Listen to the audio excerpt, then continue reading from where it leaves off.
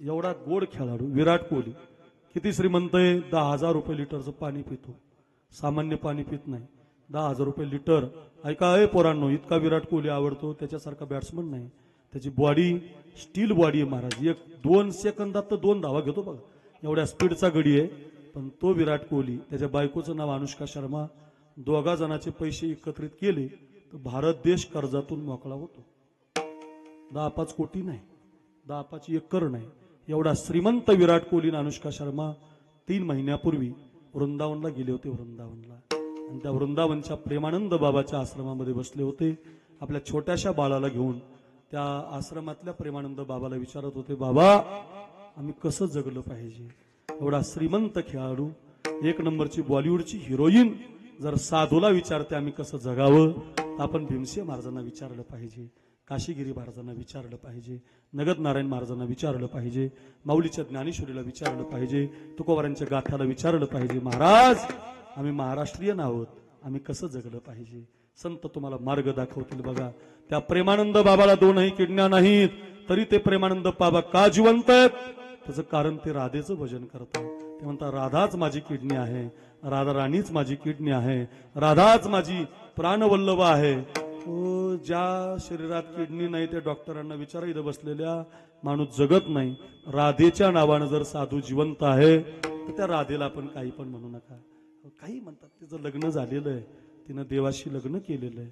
राधा आणि कृष्ण जरी या युगात जन्माला आले असतील तुम्हाला तरी महाराज कथा करतात, त्यांना विचारा, भागवतामध्ये राधा नाव नाही. राधा नाव घेतलं तर समाधी लागायची. हो महाराज त्या शुकाचार्याला, एवढी छान राधा, तिला काही पण म्हणू नका बरं.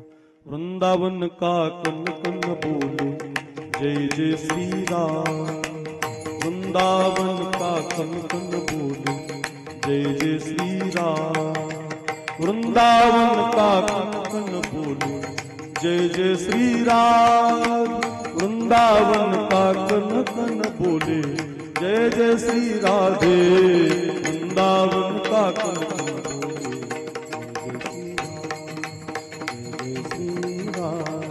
जय जय श्री राम.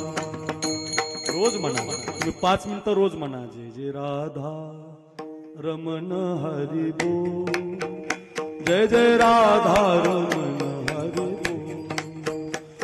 जय जय राधा है राधा है राधा है राधा, जय राधा राधा राधा राधा राधा राधा राधा, जय जय राधा रमण हरि बोल हरि बोल, जय जय राधा रमण हरि बोल, जय राधा रमण हरि बोल, जय जय राधा रमण हरि बोल, हरि बोल हरि बोल हरि बोल हरि बोल हरि बोल हरि बोल हरि बोल. विधना तेरे लेख किसी के समझ न पाते हैं. विश्वाच्या मालकाला सुद्धा हे विधाता, हे प्रारब्ध चुकत नाही. विधना तेरे लेख किसी के समझ न पाते हैं, जन जन के प्रिय राम लखन सिंह बन को जाते हैं. विश्वाचा मालक वल्कल अंगामध्ये धारण करून वनवासात जातो बघा. एक राजा के राज दुलार बन बन फिरते मार मार, सबके कष्ट मिटाने वाले कष्ट उठाते हैं. सगळ्यांचे कष्ट मिटवणारा, सगळ्यांना आनंदी ठेवणारा, सगळ्यांना सुख देणारा राम 14 वर्ष वनवासात जातो. वनवास तो जानकीला माहिती होतो. जानकी त्यांची अर्धांगिनी आहे. बघा माझ्याकडं, ज्यावेळेला त्या सीतेला तो वनवास माहिती होतो. ऐका, रामचंद्र ती वल्कल धारण करून ज्यावेळेला येतात, ऐका ऐका, आणि त्यावेळेला ती सीता म्हणते मी सुद्धा तुमच्या बरोबर वनवासात येणार प्रभू. त्याला राम प्रभू म्हणतात नाही जानकी, माझ्या बरोबर वनवासात येणं शक्य नाही. तू एका राजाची मुलगी आहे, तू एका सार्वभौम राजाची सून आहे. अजून तुझा पाऊल फुलाच्या खाली नाही, अजून तुझा पाऊल पालखीच्या खाली नाही. काय म्हणतील तुझे वडील, मला लग्न करून नेली आमची मुलगी वनवासात नेली? नाही नाही, जानकी माझ्याबरोबर वनवासात येणं योग्य नाही. त्याला ती जानकी म्हणते, नाही प्रभू, निरोप कसला माझा गीता, जेथे राघव तेथे सीता, ज्या मार्गी हे चरण चालती, त्या मार्गी तुमच्या पुढती. वनवासाची मला न भीती, तुम्हीच माझे भाग्य विधाता, जेथे राघव तेथे सीता. निरोप कसला माझा गीता, जेथे राघव तेथे सीता, तेथे तुम्ही जिथं असाल प्रभू तिथं मला राहावं लागेल. एखाद्या वेळेला तुम्हाला कौशल्य मातेला सोडता येईल, एखाद्या वेळेला तुम्हाला अयोध्येला सोडता येईल, एखाद्या वेळेला तुम्हाला सुमित्रा माता काय, कैकेयी माता काय, दशरथ राजालाही सोडता येईल प्रभू. पण मी तुमची अर्धांगिनी आहे. काय काय संवाद आहे. असं असलं पाहिजे बाईनं नवऱ्याच्या पाठीमाग. हे तर रामायण महाराज. संकटामध्ये जर पत्नी आपल्या पतीच्या पाठीशी उभी राहत असेल तर तुमच्याच घरात रामायण आहे. भावाच्या पाठी एखादा भाऊ संकटात उभं राहत असेल तेच तुमच्या घरातलं रामायण आहे. दुसरा परमार्थ काय असतो सतीशराव? हाच परमार्थ आहे. काय सुंदर आहे रामायण. जानकीची समजूत काढता काढता लखनजीला माहिती होतं, दान दान दान पाय आपटत लखन येतो. प्रभू मी ऐकतोय ती गोष्ट खरी आहे का? हो लखन, तू ऐकतोय ती गोष्ट खरी आहे. लखन, तू ऐकतोय ती गोष्ट खरी आहे. मग बाबा, ओ प्रभू, ओ दादा, तुम्ही जर 14 वर्ष वनवासात जाणार असाल तर मी सुद्धा तुमच्याबरोबर वनवासात येणार. लखनजी म्हणतात, रामजी म्हणतात, नाही लखन, तू माझ्याबरोबर येणं योग्य नाही. जा आईला विचारू नये, आईला विचारू नये. ज्यावेळेला सुमित्रा मातेकडे लखनजी जातात, अंगामध्ये वल्कल धारण करून जातात. काय पार्ट आहेत, काय काय एक एक पात्र आहे महाराज. रामायणातलं एक एक पात्र शिकावं, एक एक दिवस एक पात्र सांगावं. सुमित्रा म्हणते, ए लखन, असले काय काय वल्कले घातलेस तू अंगावर? तुला माहिती नाही का माझ्या राघवचा राज्याभिषेक आहे? आनंदाच्या दिवशी असे कपडे घालत असतात का? तुझ्या मनात काही अविचार आला काय? तुझ्या मनात काही कुविचार आला काय? तुझ्या मनात काही माझ्या राघवच्या गादीबद्दल काही उत्पन्न झालं की काय? जा वनवासात जा. वनवासात जायला आलोय मा, पण एकटा नाही जाणार मा. मग माझ्या दादा बरोबर जाणार. घडलेला वृत्तांत ज्यावेळेला सुमित्रेला कळतो, दगडाच्या खांबाला मिठी मारते सुमित्रा, हंबरडा फोडून रडते. कैकेयीला फार शिव्या देते. कशासाठी आला होता लखन? मा तुला विचारायला आलो होतो मा, विचारायला आलो होतो मा, दादा बरोबर वनवासात जाऊ का? जाऊ का म्हटल्याबरोबर लाल डोळे झाले त्या सुमित्रेचे. लाल डोळे करून ती सुमित्रा म्हटली, हे लखन, तू माझ्या दुधाचा हिशोब दिला नाही लखन. तू माझा मुलगा आहेस ना, तुम्हाला विचारायला यायला नको होतं. दुधाचा हिशोब विचारत जा मुलांना. म्हणून पोरं संस्थेमध्ये टाका, म्हणून विद्यार्थी इथं टाका.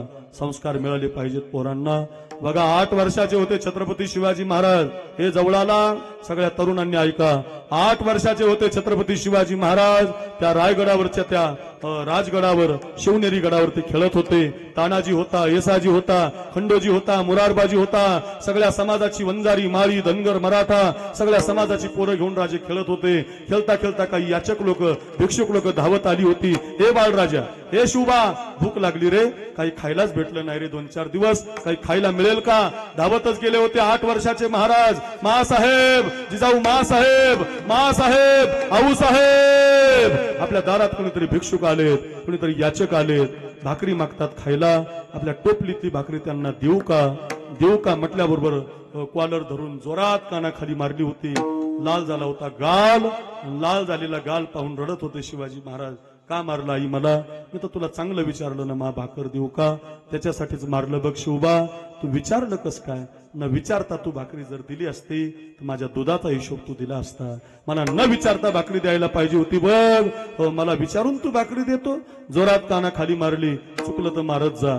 तुमचा पोरगा जर चुकत असेल तर त्याला मारलं पाहिजे. आमच्या आप्पा महाराजांना मी सांगत असतो, हे पोरं शिकले नाही तर यांना मारत जा. या पोरांना हाणलं तरी घडतात. आता पोरांना तुम्ही मारत नाही, परिणाम हॉर्नातही संतोष महाराज, अक्षय महाराज आम्हाला विचारा, हॉर्न वाजल्यानंतर सुद्धा पोरं बाजूला सरकत नाहीत, आमच्याकडेच पाहतात, काय म्हणतात, रस्त्याला हॉर्न, हॉर्न कशासाठी दिलाय बाबा, तू बाजूला सरक, आम्हाला पुढे जायचं याच्यासाठी हॉर्न आहे. हॉर्न वाजवल्याने पोरं आपल्याकडे पाहतात. त्याचं कारण काय? त्याचं कारण एक आहे, बापानं पोरगा हाणला नाही, गुरुनं पोरगा हाणला नाही, परिणाम पोरं ऐकायला तयार नाहीत. लहानपणामध्ये दुधाचा हिशोब विचारला पाहिजे. आईनं काय माय जेव्हापासून कानाखाली मारली ना, जवळाला कर, तेव्हापासून छत्रपती शिवरायांची कोणती कादंबरी वाचा, कोणता इतिहास वाचा, जो आलाय त्याला दान दिले राजांनी. का? आईनं कानाखाली मारून सांगितलं होतं. तसं सुमित्रा म्हणत होती, लखन मला विचारायला कस काय आला तू लखन, मला न विचारता तू तुझ्या दादाच्या बरोबर जायला पाहिजे होतं. मा मी नसतो आलो विचारायला मा, पण मला दादानं पाठवलं बघ मा, मी आलोच नसतो मा, मला दादानं पाठव. काय रामायण आहे महाराज, इतक्या सुंदर कथा आहेत बळीराम महाराज, एक एक कथा, एक एक कथा, अशा 100 कथा मी लिहून काढल्यात महाराज, फार छान येतो. इतकी आता रामकथा चालू आहे ना विरुळला, खूप लोक मग्न होत आहेत, रोज ऐकतायत, जरा घरी घेऊन जा. मी का सांगतोय बघा बघा, ऐका रे, याच्यासाठी सांगतो, जा जा लखन, चाललास तू दादा बरोबर, हो मा, चाललास तू दादा बरोबर, हो मा, लक्षात ठेव लखन, तू जसा वनवासात चालला, तुझ्या बरोबर तुझी वहिनी आहे, तुझा दादा आहे, लक्षात ठेव, वनवासात गेल्यावर तुझ्या तुझ्या स्वप्नातही राग, लोभ, द्वेष, मद, मत्सर तुझ्या स्वप्नातही आला नाही पाहिजे लखन. काय माय महाराज, असं शिकवलं पाहिजे आपल्या लेकराला. जा रे लखन, दादाची सेवा करताना, वहिनीची सेवा करताना राग, लोभ, द्वेष, मद, मत्सर याच्यातलं काहीच तुझ्या स्वप्नातही आलं नाही पाहिजे. स्वप्नातही मा, हो स्वप्नातही नाही मा, मा स्वप्न कधी पडतं मा, झोपल्यावर पडतं लखन, स्वप्न झोपल्यावर. मग तुझा सुमित्रेचा नंद, हा सुमित्रेचा लखन शपथ घेतो मा, आजपासून 14 वर्ष झोपणारच नाही मा. काय मुलगा आहे महाराज, काय आई आहे, काय पत्नी आहे. एक एक आई म्हणते तुझ्या स्वप्नामध्ये राग लोभ नाही आला पाहिजे. पोरगा म्हणतो स्वप्न कधी पडतं, झोपल्यावर पडतं ना मा, झोपतच नाही. लखन लक्षात ठेव, लखन तात तुम्हारी मातु वै देही, पिता राम भातु स्नेही, तात तुम्हारी मातु वै देही, पिता राम भातु स्नेही. श्री राम जय राम, जय जय राम, श्री राम जय राम, जय जय राम, श्री राम जय राम, जय जय राम, श्री राम जय राम, जय जय राम, जय जय राम, जय जय राम. आजपासून तात तुम्हारी मातु वै देही, आजपासून तुझी आई सुमित्रा नाही लखन, आजपासून तुझी आई वैदेही म्हणजे जानकी आहे. हे लखन, आजपासून तुझे वडील दशरथ नाही, आजपासून तुझे वडील राम आहे. जा लखन जा. काय रामायण आहे हो. ते लखनजी ज्यावेळेला उर्मिलेच्या महलात जातात, त्याला उर्मिलेसारखी पत्नी मिळणार नाही. उर्मिला नुसती म्हणायची उर्मिला नाही, 14 वर्ष नवऱ्याचा त्याग करते रे, 14 वर्ष. इथं फक्त तुम्ही 1च महिना तुमच्या घरचं काम न करता तुमच्या भावाच्या घरचं करून दाखवा मला, तुमची पाकिस्तानी तुम्हाला घरात घेणार नाही, माझीच घेणार नाही, तर तुमची कुठे. सोपं आहे संपत महाराज, बैराम महाराज ऐकायला सोपं आहे महाराज, रामायण लय गोडे लय सुनते नाही, घरात आलं पाहिजे ते. उर्मिला म्हणते मी सुद्धा तुमच्या बरोबर येणार प्रभू, जशी रामाची सेवा करण्यासाठी तुम्ही आहात, तसं सीतामाईची सेवा करायला मला बरोबर घ्या. त्याला लखनजी राम प्रभूला विचारतात, दादा जसं मी तुमच्या बरोबर निघालोय तसं उर्मिलेला वनवासात घेतलं तर चालेल का? राम प्रभू नकार देतात. का नकार देतात त्याचं कारण ऐका. तो पूर्ण अवतार, साधून सांगायचं देवानं करायचं असा अवतार आहे बरं का. सामर्थ्य आहे पण स्वातंत्र्य नाही असा अवतार आहे बरं का. पूर्णावतार राम, रामाचा जो अवतार आहे, बोलिले वाल्मिक तैसाची करीन वर्तोनी दावीन नामा म्हणी. मला एक माहिती करता सांगतो, वाल्मिक ऋषीचं रामायण राम प्रभूच्या आधीच आहे बरं. वाल्मिक ऋषीचं जे रामायण आहे, केले रामायण रामाआधी. रामायण हे राम प्रभू जन्माला यायच्या आधी लिहिलेलं आहे. जगातला पहिला कवी आहे, आद्य कवी वाल्मिकजी. 1 कोटी श्लोक आहेत, 1 कोटी, 100 कोटी श्लोकाचं रामायण आहे. ऐका, फार अवघड आहे, वाचता येत नाही. तर मम होतंय हातात घेतल्यावर. मी हातात घेतलं तर सुधारणा मला महाराज, इतकं कठीण आहे. 100 कोटी श्लोकाचं रामायण आहे. ऐका, मग हे सोपं रामायण कसं काय मिळालं आपल्याला? मला माहिती नाही. हे सोपं जे आपण सांगतोय लखन भरत, हे कुणी सांगितलं आपल्याला? संस्कृत तर आपल्याला येत नाही. आपण वाल्मिकीचं रामायण तर वाचू शकत नाही पुरी महाराज, म्हणजे आपल्याला कुणी दिलं? ऐका, वाल्मिकजी एकदा हनुमंतरायाला भेटायला गेले. बरं, सतीशराव वाल्मिक ऋषी हनुमंतरायाला भेटायला गेले बैराम महाराज. तर हनुमंतराय एका समुद्राच्या काठावर एका दगडावर बसलेले होते. आणि जेवढे दगड होते ते दाक्षे महाराज, त्या सगळ्या दगडावरती हनुमंतरायने रामायण लिहिलं होतं. स्वतःच्या हस्तानं हनुमंतरायने रामायण लिहिलं होतं. इतकं छान लिहिलं होतं. आता ते हनुमंताचं रामायण अनुभवातलं. प्रभू संघ कसं राहिलो, कसं उड्डाण केलं, कशी लंका जाळली, कसे रामाला मारलं, रावणाला मारलं, कसा अवतार झाला, प्रत्येक गोष्टीचं चिंतन एका दगडावर लिहिलं होतं बरं का संपत महाराज, बळीराम महाराज. आणि ज्यावेळेला वाल्मिकजीने ते रामायण वाचत वाचत वाचत हनुमंतरायाच्या जवळ आले, डोक्याला हात लावला, हनुमंतरायाची मिठी घेतली, दर्शन घेतलं. आणि दर्शन घेतल्यावर हनुमंतराय म्हटले, वाल्मिकजी म्हटले, हनुमंतराय एवढं चांगलं रामायण लिहिलं, हे 7 दिवस लागले हे वाचायला मला. तुमचं जर हे रामायण प्रकाशित झालं, कुणी वाचलं, तर माझ्या रामायणाला किंमत राहणार. हे तुमचं रामायण जर कुणी पाहिलं, कुणी वाचलं, तर माझ्या रामायणाला किंमत राहणार नाही. माझ्या रामाला किंमत नाही, माझ्या लिहिण्याला किंमत नाही. असं म्हटल्याबरोबर हनुमंतरायनं शेपटी धरली, त्या शेपटीनं सगळे दगड समुद्रात लोटून दिली. माझा बाप, माझा प्रभू यांच्या शब्दावर चालतो, हे मला असं म्हणतात. सगळे दगड लोटूनच दिली बस समुद्रात. ऐका, समुद्रात दगड लोटून दिली. वाल्मिकजी म्हटले, बघा तुम्हाला असं थोडी म्हटलं तुम्ही लोटून द्या. तुम्हाला नुसतं म्हणायला गेलं तर तुम्हाला लगेच राग आला म्हणे महाराज. तसं ते राग आला हनुमंतराय, लोटूनच दिलं त्यांनी ते. हनुमंतराय म्हटलं, तुम्हाला असं थोडी म्हटलं होतं. म्हणण्याचा भाव तो नव्हता, तुम्ही उगाच रामायण लोटून दिलं, त्याच्यासाठी नाही म्हटलो. असं उगाच केलं, इतकं छान रामायण तुम्ही उगीच लोटून दिलं, काही गरजच नव्हती लोटून देण्याची. का बरं असं केलं? हनुमंतराय म्हटले, नाही, तुमच्या शब्दाच्या पुढे मी जाऊ शकत नाही. माझे प्रभू तुमच्या शब्दावर चालले, मी तुमच्या शब्दाच्या पुढे जायचं नाही. लोटूनच दिलंय बुवा सगळे. पण ते वाल्मिकजी म्हटले, काळजीच करू नका हनुमंतराय, मी तसा आलोच नाही. मी तुमच्याकडे येताना तुम्ही जे लिहिलेलं रामायण ते पाठ करूनच आलो, तसा नाही आलो मी तुमच्याकडे. प्रत्येक श्लोक वाचत वाचत आलो. काळजीच करू नका, पुढचा जन्म तुळशीदासजीच्या रूपाने मी घेणार आणि तुमचं हे लिहिलेलं रामायण एकदा पुन्हा प्रगटित करणार. पुन्हा तेच वाल्मिकजी आपल्या कलियुगामध्ये 1630 म्हणजे ऐका, 1630 मध्ये त्यांचा जन्म झाला. त्या तुळशीदासजीनं त्यांना जन्मताच दात आले होते. जन्मताच त्यांनी राम नाम घेतलं, रडले नाही ते. आणि त्या तुळशीदासजींची आई मरून गेली, हुलसी नाव होतं, पत्नीचं नाव रत्नावली होतं आणि बापाचं नाव आत्माराम होतं. सगळ्यांचा त्याग केला, बायकोचा उपदेश झाला, सगळी कथा सांगत नाही. आणि त्या तुळशीदासजीनं ऐका, त्या तुळशीदासजी महाराजांनी काशीमध्ये अवधी भाषेमध्ये ते रामायण लिहिलं बघा. म्हणून ते आज आपल्याला वाचायला मिळतंय बरं का. ते रामायण आपण सांगतोय. का सांगतोय मी? ही सगळी रामकथा आहे, रामाचं चरित्र आहे. उर्मिलेला वनवासात नेता येत नाही, इंद्रजिताला उठवता येत नाही. का? पूर्ण अवतार आहे. रामाचा जो अवतार आहे तो पूर्ण आहे. पूर्ण अवताराचं चरित्र तुम्हाला कीर्तनात सांगता येईल, पण बाकीच्या मात्र आजच्या कीर्तनात कृष्णाचं चरित्र का सामर्थ्यही आहे आणि स्वातंत्र्य असा अवतार कृष्णाचा आहे बरं का. बघा, इंद्राची पूजा करण्याची परंपरा होती गोकुळात. इंद्र पूजा झाल्याशिवाय बाकीच्या पूजा होत नव्हत्या.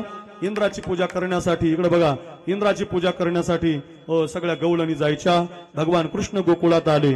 कुणी सांगितलं? म्हटलं इंद्राची पूजा ही बंद, पूजा बंद केली, परंपरा बंद केली. काही गावाला परंपरा असतात. तुमच्या गावाला अप्पा महाराजांनी चांगली परंपरा सुरू केली.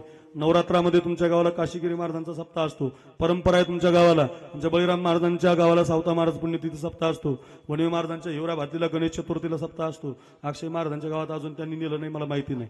प्रणव महाराज शहागडलाही मोठा सप्ताह असतो. इकडे आमचे पुरी महाराज मानमुडी तिथंही सप्ताह असतो. बळीराम महाराजांनी 2-4 वेळेला त्यांच्या महाकार्याला नेलं, तिथंही सप्ताह असतो. परंपरेचे सप्ताह आहेत बरं का, पण परंपरा मोडता येत नाहीत बरं का. त्या आमच्या गावाला काल्याच्या कीर्तनाला बाजरीची भाकर करतात. काल्याच्या कीर्तनाला बाजरीची भाकर आणि वांग्याचं भरीत करतात. तर सर मी आता 2-4 वर्षात जोरात आमचं नाव झालं, आमचंच काल्याचं कीर्तन असते. म्हटलं आपण ही भाकरी बंद करून टाकू. लोक म्हटले महाराज तुमचा काला कॅन्सल. आमची भाकरी नाही कॅन्सल होणार का? ती आमची परंपरा आहे. मग परंपरेला हात घातला तो लोक बाजूला काढतात.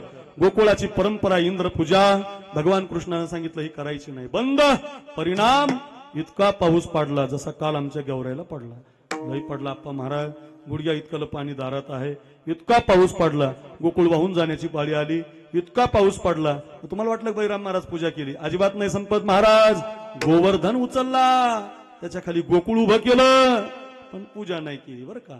गिरी गोवर्धन येणे उचललीला, लक्षातच ठेवा. पण त्याच्या खाली सगळं गोकुळ उभं केलं, पण पूजा नाही केली. याला म्हणतात सामर्थ्यही आहे आणि स्वातंत्र्य आहे. सामर्थ्य आणि स्वातंत्र्य एकत्रित असणारा एकच अवतार तो कृष्णाचा, म्हणून त्याचं चरित्र गावं. महाराज काय आहे त्याचं चरित्र सांगतात महाराज अभंगाच्या पहिल्या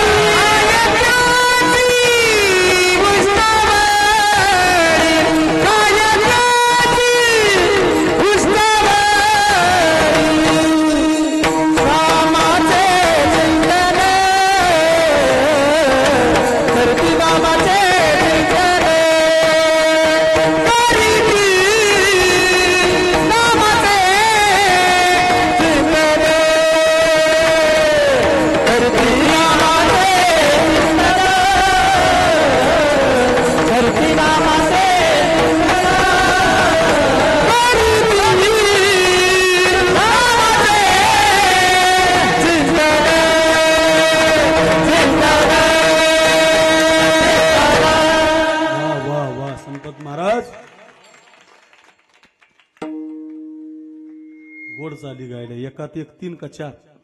3 ना. कमालाची भाई संपत महाराजाला जमू जाण. मागच्याच अवघड होतं ना महाराज, ध्यानात येत नाही बरं का. माझ्यासारख्याला येत नाही तर बाकीच्याच अवघड आहे महाराज. वा, संपत महाराजासाठी जोरात टाळी वाजवा.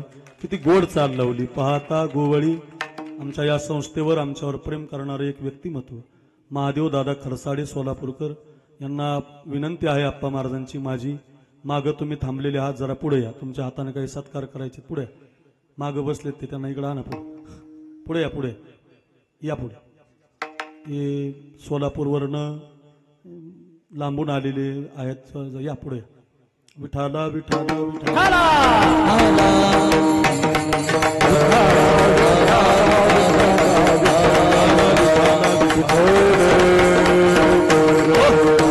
काय काय काय पाहता गोवळी खाय त्यांचे उष्ट. हे चित्तात टिकून राहत नाही बघ जास्त. या इथं कोण येतात. पाहता गोवळी. पाहायला गेलं तर गाईच्या दारा काढणारे गोपाळ. तुमच्या माझे शेतकरी कुटुंबातले गोपाळ चरित्र काय घडलं. खाय त्यांची उष्टावळी, त्यांच्या ताटातलं भगवंतानं उष्ट खाल्लं बरं का. हे बघा, कुणी कुणाच्या ताटातलं उष्ट थोडी खात बस. मग शुद्ध प्रेम लागतं. शुद्ध ज्याचा भाव झाला दुरी नाही देवत्याला, किंचित थोडस वाढवतात थोडस बस. शुद्ध ज्याचा भाव झाला दुरी नाही देवत्याला, देवा कारणे भाव तस्मात द्यावे नलगे फारसे वित्त, झाले एकचित्त तरी बहुत, एवढ्यासाठी नका करू आता हात गा, अंतरीची घेतो गोडी पाहे जोडी भावाची, देव भावाचा भुकेला. किती प्रमाण आपल्या पाठातली आहेत. शुद्ध भाव लागतो. एकदा शुद्ध भाव झाला रे झाला की मग भगवान तुमच्या घरी येतो बरं का. मंदिरात जाण्याची गरज नाही. केवट राम प्रभूकडे नाव घेऊन जात नाही. रामकथा सांगते रामच त्याच्या दारात नाव मागायला जातात. भाव शुद्ध झाला की मग तुमच्या घरी भगवान येतो. शबरी माता कधी अयोध्येला आलेलीच नाही. एकही कथाकार तुम्हाला सांगणार नाही, एकही कीर्तन तुम्हाला असं कधी म्हणणार नाही की शबरी मातेनं पिशवी भरली ती अयोध्येला गेली. मग आश्रमात या कधी रे येशील ही माझी भावना, रामा रघुनंदना हे रामा रामा रघुनंदना. येशील का माझ्या आश्रमात. काय शबरीचं चरित्र गोडे बघा. ऐका महिमावडीची ओ ऐका महिमावडी. थोडा विको दे विको.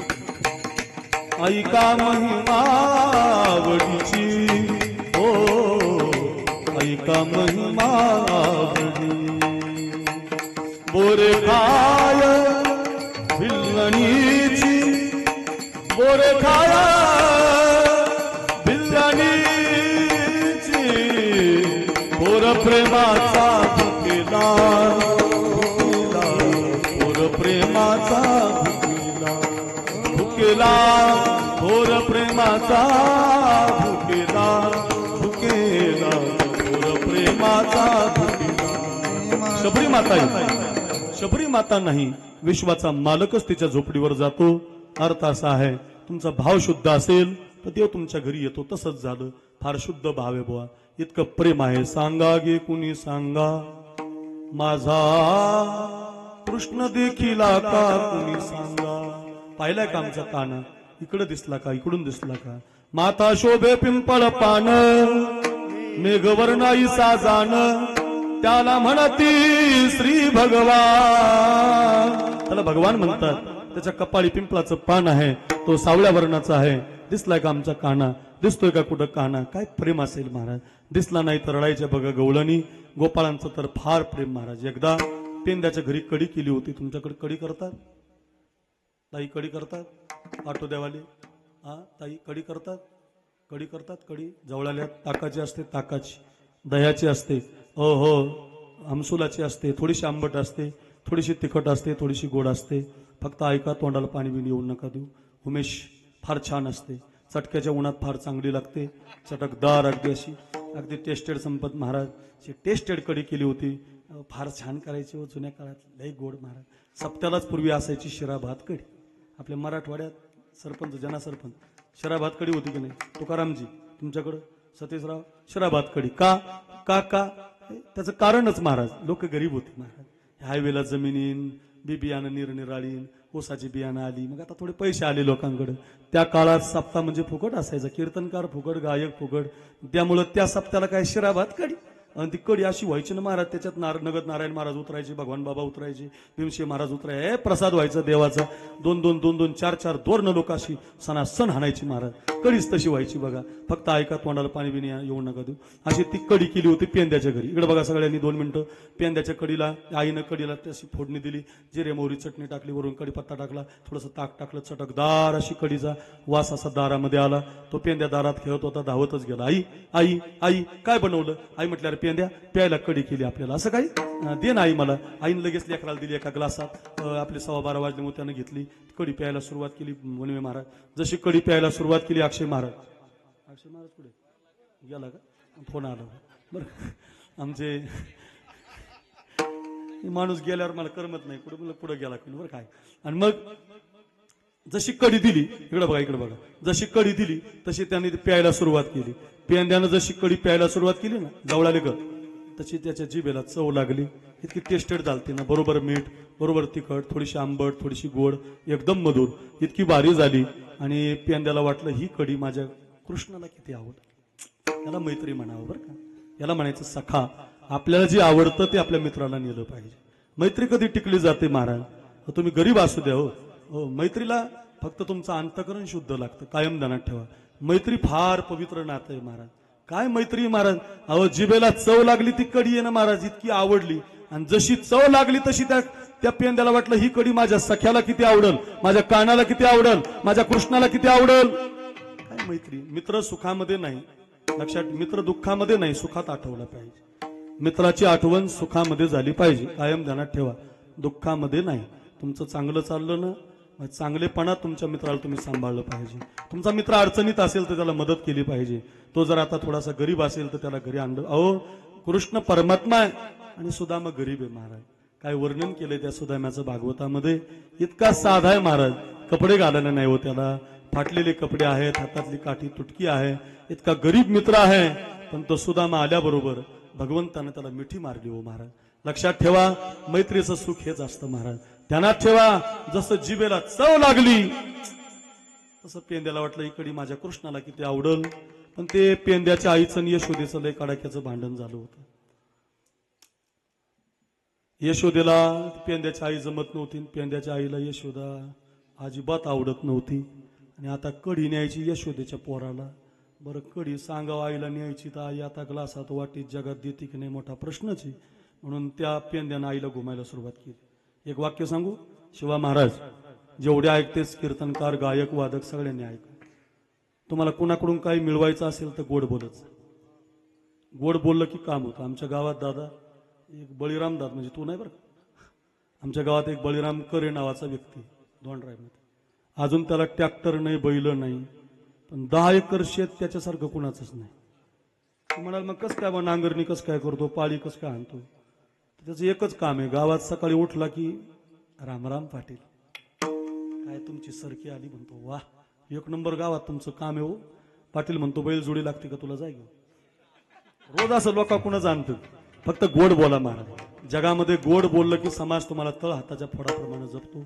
माणसं बोलतच नाहीत महाराज. न बोलल्यामुळं सगळं व्हायला लागलं बघा. हे दुसरं काही कारण नाही. समजून घ्या, समजणे वालो का इशारा काफी आहे. फक्त बोलले की तुमचं सगळं विसरून जातात. थोडं 2 मिनिटं बोला, हॅलो म्हणा, रामकृष्ण हरी म्हणा, 2 शब्द बोला. बोलल्याशिवाय जमत नाही.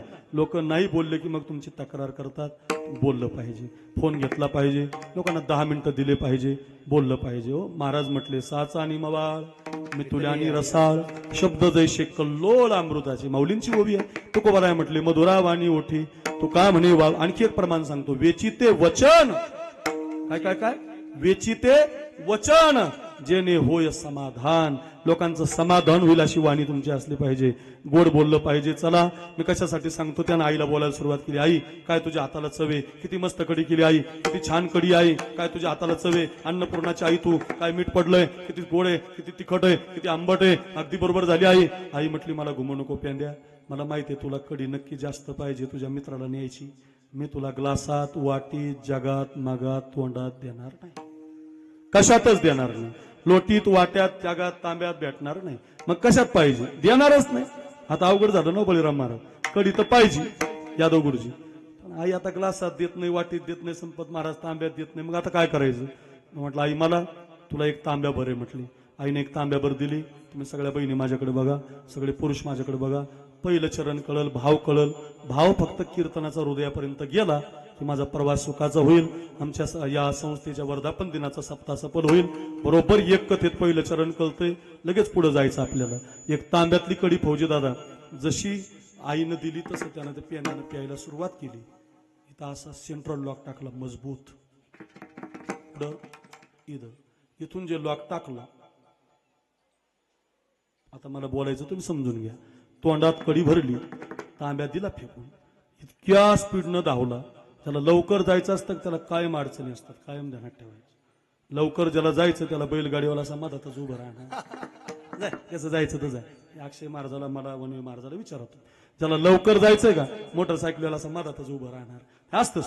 त्याला लवकर जायचं त्या पेंद्याला कुणी अडवायचं त्याला, पेंद्या गालफुगी झाली काय, पेंद्या गालाला सांगता येईना, सांगायला जावं तर कडी आतमध्ये जाईल. धावतच निघाला. नंदबाबाच्या वाड्यावरती दोन्ही हात टेकून कृष्ण परमात्मा उभा होता. माझ्याकडे बघा, खांद्याला असा हात लावला देवाच्या. देवानं पाहिलं, तोंड भरलेलं, हातानं इशारा केला, आकरा हो देवा आकरा. हाताचा इशारा ओळखला.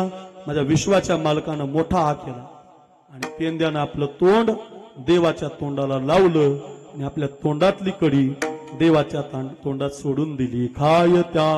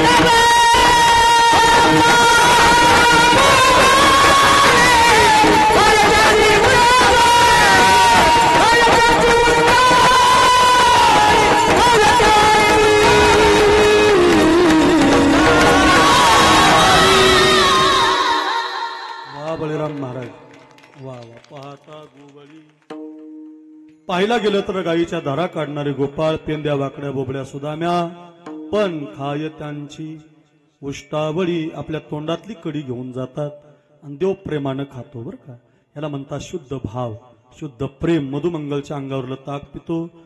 किती कथा सांगू, बोबड्याचा रुसवा काढतो, सगळ्या गोपाळांची कामं करतो. कान्होबा कान्होबा कान्होबा कान्होबा रे कान्होबा निवडी आपुली गोधने.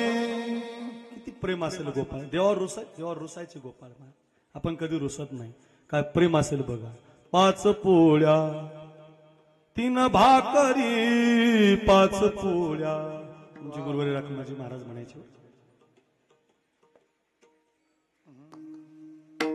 5 पोळ्या 3 भाकरी 1.5 कानवला 1ची पुरी आम्हा धाडिले वनादुरी आमुची ठकवून खाल्ली शिदोरी कानोबा कानोबा कान्होबा कानोबा रे कान्होबा निवडी आपुली गोधने. किती प्रेम असेल रुसवा काढावा त्याला म्हणतात. पाहता गोवळी खाय त्यांची उष्टावळी. कशामुळं? करती नामाचे चिंतन. गोपाळ चिंतन करतात महाराज. रात्रंदिवस भजन करतात. कृष्ण कृष्ण कृष्ण ध्यानी मनी कृष्ण गोविंदासनी. गोविंद शेनी करीती नामाचे चिंतन गडी. कान्होबाचे ध्यान करीती गडी. परिणाम आली द्यावी डाई. परिणाम एके ठाई काला. एकत्रित आलेल्या गोपाळांना काला दिला. विठोबार यायच्या लगेच थांबायचं. ज्या वेळेला भगवान कृष्ण जन्माला आले, देव कारागृहात जन्माला आले, सगळ्याला आपल्याला कथा माहिती आहेत, सगळ्या कथा आपल्या पाठ आहेत. आणि मग ज्या वेळेला नंदाच्या घराला मजनी गोकुळाला गोकुळामध्ये नेऊन घातलं आणि सकाळच्या वेळेला गवळणीने सांगितलं यशोदेला मुलगा झाला, तर गावातल्या सगळ्या गवळणी यशोदेच्या घराकडे निघाल्या. पूर्वीच्या काळात फार प्रेम असायचा, आनंद असायचा. गावात एखाद्याला मुलगा झाला मग सगळं गाव त्याची बोलवण करायचं, त्या आईची गिफ्ट घेऊन जायचं, साडी घेऊन जायचं. प्रेम असायचं. प्रेम हळूहळू कमी व्हायला लागलं. माणसातलं प्रेम या मोबाईलमुळे संपून चाललं. प्रेमच राहिलं नाही. आता मुली माहेरी जात नाही. त्याचं कारण रोज व्हॉट्सअप कॉल आहे. सकाळीच फोन येतो, जेवली का आई, झोपलीस का गाई, खाल्लंस का गाई. त्या फोनमुळं, व्हिडिओ कॉलमुळं घरातलं प्रेम राहिलं नाही. भाऊन जेवढा चांगला आहे तेवढाच तो आपल्यातलं प्रेम दुरावा निर्माण करणारा आहे, राहिलं नाही. पूर्वीच्या काळातली माहेरवासीन सासरवासीन जर आली ना तर आपल्या जवळाला फाटाला उतरायची. हो, एका हातामध्ये पिशवी असायची, कमरेला तिचं लेकरू असायचं, एका करंगीला मोठं पोरगा असायचं. आणि मग ते गरिबीचा काळ, भावाला भेटायला आलेली, आईला भेटायला आलेली, बापाला भेटायला आलेली ती. या सगळ्या माझ्या बहिणी बसल्यात ना, 2 मिनिटं ऐका. किती प्रेम होतं महाराज. आणि ती निघाली फाट्याहून की मग ते कडेवर एक लेकरू, करंगुईला एक लेकरू, हातामध्ये ती पिशवी बाजाराची, त्याच्यामध्ये 1 डझन केळी, थोडेसे चिकू आणलेले असायचे. आणि ती भावाला आईला भेटायला निघाली. रस्ता त्यावेळेला असा डांबरी नसायचा, थोडा 2-3 वर्षापूर्वीचा रस्ता आठवा ना तुम्ही, गोटे असायचे रस्त्याला. आणि चालता चालता त्या सासरूवासिनीला त्या दगडाची ठेस लागायची. आणि ठेस लागल्यावर बहिणाबाई म्हणतात, काय सुंदर म्हणतात, दगडाला ठेस लागल्यावर हिच्या पायाचं रक्त निघायचं. पण रक्त निघालेली सासरूवासीन म्हणायची, का रे राजा, तुला तर माझा पाय लागला नाही ना, तुला तर लागलं नाही ना माझं.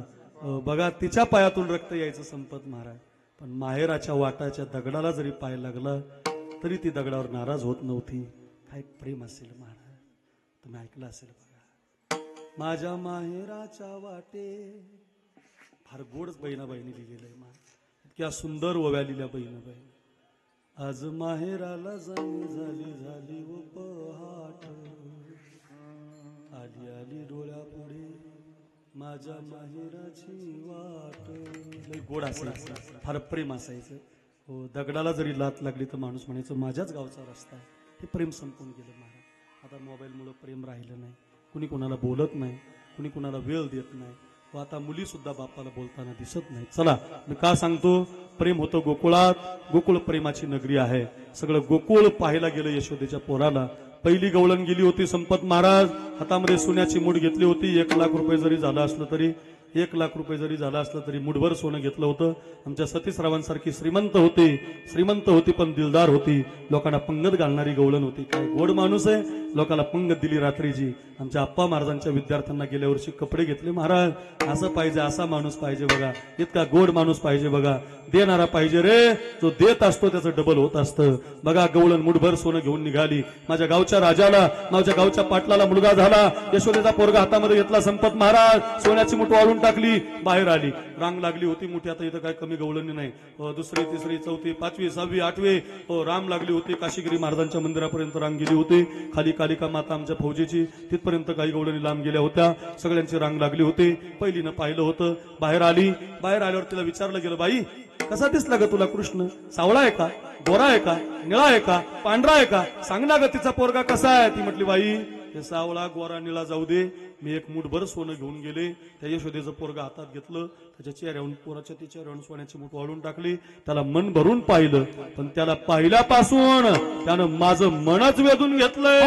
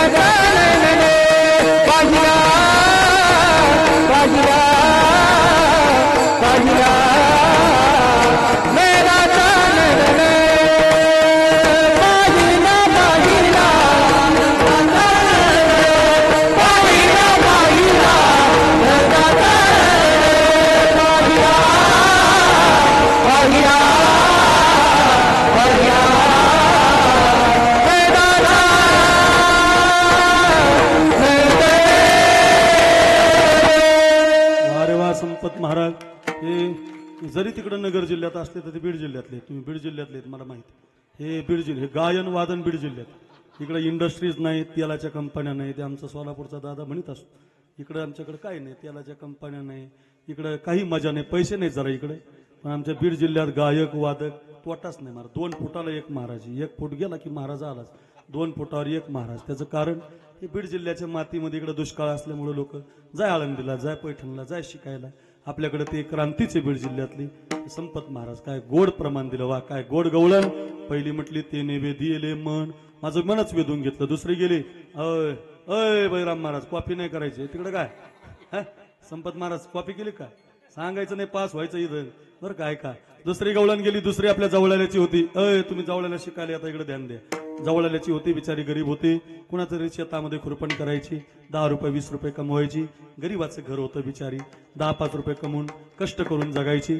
नेमकं तिचा नंबर आला, 100 रुपयाची नोट घेऊन गेलती, कमरेला ठेवून ठेवून नोट अशी पुंगळी झाली होती. गरीब होती ना. यशोदेचा पोरगा हातात घेतला, इकडे बघा 100ची नोट, बैराम बोरा तुमचा नंबर यादव गुरुजी, अशी 100ची नोट वाळून टाकली. आणि तिनं पण यशोदेचा पोरगा पाहिला.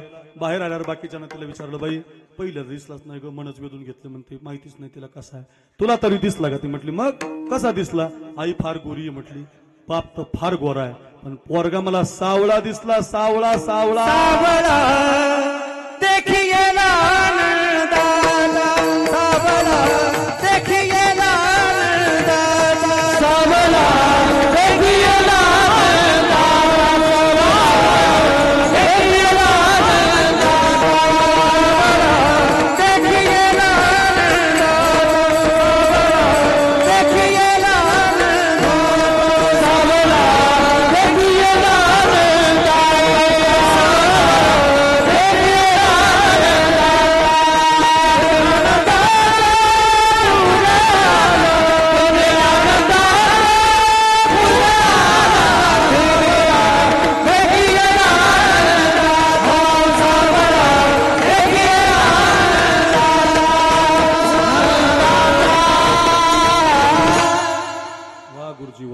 म्हटलं मी काय कमी नाही. सावळा देखील आनंदाचा.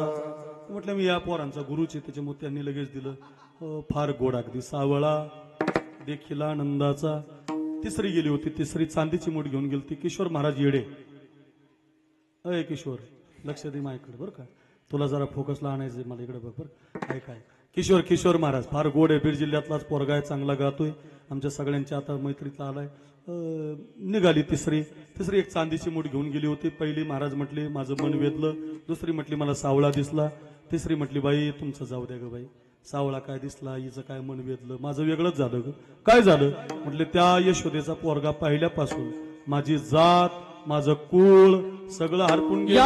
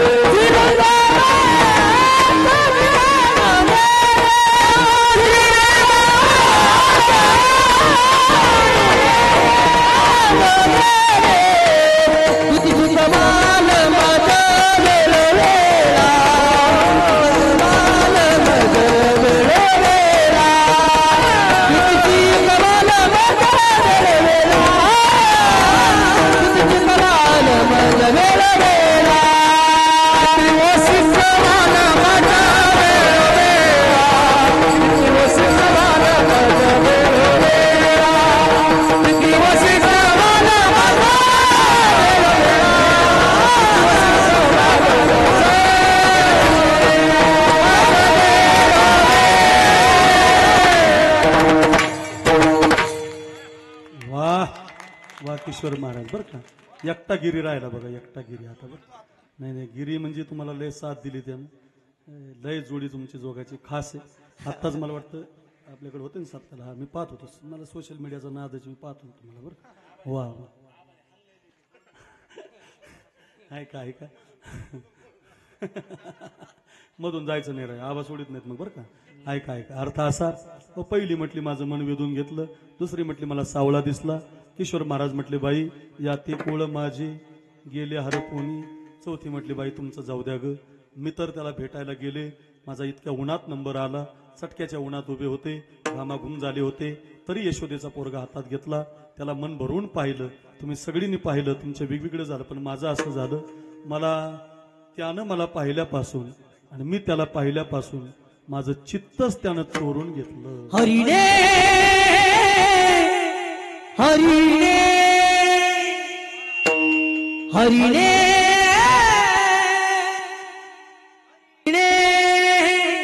माझे हरिणे चित्त, हरिणे माझे हरिणे चित्त, हरिणे माझे हरिणे चित्त, हरिणे माझे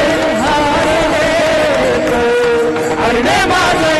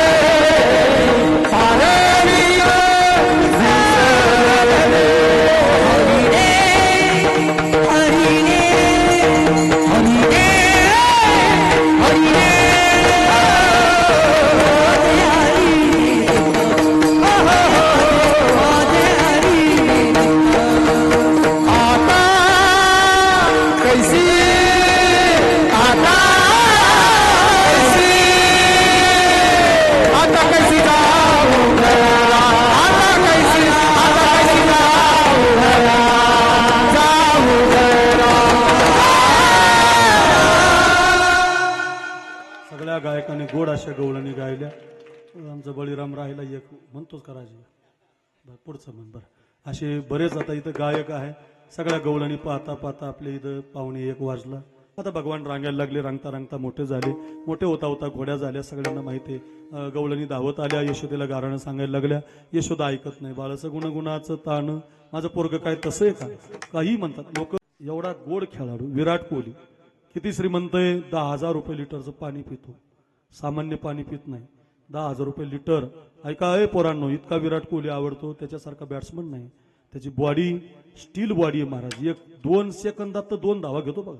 एवढ्या स्पीडचा गडी आहे. पण तो विराट कोहली, त्याच्या बायकोचं नाव अनुष्का शर्मा, दोघा जणांचे पैसे एकत्रित केले तर भारत देश कर्जातून मोकळा होतो. 10-5 कोटी नाही, 10-5 एकर नाही. एवढा श्रीमंत विराट कोहली आणि अनुष्का शर्मा 3 महिन्यापूर्वी वृंदावनला गेले होते. वृंदावनला, आणि त्या वृंदावनच्या प्रेमानंद बाबाच्या आश्रमामध्ये बसले होते. आपल्या छोट्याशा बाळाला घेऊन त्या आश्रमातल्या प्रेमानंद बाबाला विचारत होते, बाबा आम्ही कसं जगलं पाहिजे. एवढा श्रीमंत खेळाडू, 1 नंबरची बॉलिवूडची हिरोईन जर साधूला विचारते आम्ही कसं जगावं, तर आपण भीमसेन महाराजांना विचारलं पाहिजे, काशीगिरी महाराजांना विचारलं पाहिजे, नगद नारायण महाराजांना विचारलं पाहिजे, माऊलीच्या ज्ञानेश्वरीला विचारलं पाहिजे, तुकोबारांच्या गाथ्याला विचारलं पाहिजे. महाराज आम्ही महाराष्ट्रीयन आहोत, आम्ही कसं जगलं पाहिजे. संत तुम्हाला मार्ग दाखवतील बघा. त्या प्रेमानंद बाबाला 2ही किडण्या नाहीत, तरी ते प्रेमानंद बाबा का जिवंत आहेत. त्याचं कारण ते राधेचं भजन करतात. ते म्हणतात राधाच माझी किडनी आहे, राधा राणीच माझी किडनी आहे, राधाच माझी प्राणवल्लभ आहे. ज्या शरीरात किडनी नाही त्या डॉक्टरांना विचारा, इथं बसलेल्या माणूस जगत नाही. राधेच्या नावानं जर साधू जिवंत आहे तर त्या राधेला आपण काही पण म्हणू नका. काही म्हणतात तिचं लग्न झालेलं आहे, तिनं देवाशी लग्न केलेलं आहे. राधा आणि कृष्ण जरी या युगात जन्माला आले असतील तुम्हाला, ते महाराज कथा करतात त्यांना विचारा. भागवतामध्ये राधा नाव नाही. राधा नाव घेतलं तर समाधी लागायची. हो महाराज त्या शुकाचार्याला. एवढी छान राधा, तिला काही पण म्हणू नका बरं. वृंदावन का कन कन बोले जय जय श्री राम. वृंदावन का कन कन बोले जय जय श्री राम. वृंदावन का कन कन बोले जय जय श्री राम. वृंदावन का कन कन बोले जय जय श्री राधे. वृंदावन का कन कन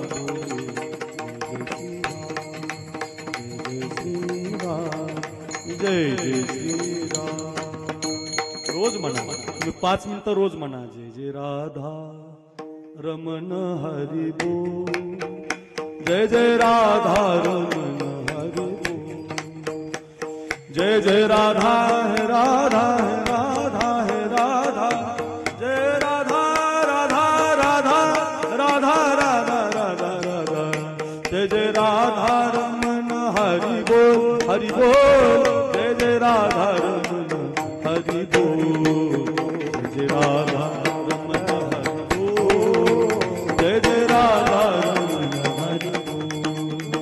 हरि बोल हरि बोल हरि बोल हरि बोल हरि बोल हरि बोल हरि बोल. किती गोड आहे ती राधा. तिचं भजन करा. मग असंच झालं. भगवान गवळणी म्हणत म्हणत सगळ्या गवळणींचं प्रेम करत मोठे झाले. यशोदेला कळालं, आई नको गे, आई नको गे, आई मज मारू नको गे. आमचे गुरुवर्य रखमाजी महाराज ही गवळण म्हणताना रडायची महाराज. बैराम महाराज मी शिकायला होतो ना, आम्ही जर शिकायला लागलो ना, महाराज जर म्हणायला रडायचे. हो काय प्रेम असेल महाराज. आई नको गे, आई नको गे, आई मज मारू नको. नाही नाही मी पाहिली माती, पाहिली माती. आई पाहिलीच नाही तर खायची कुठून गाई.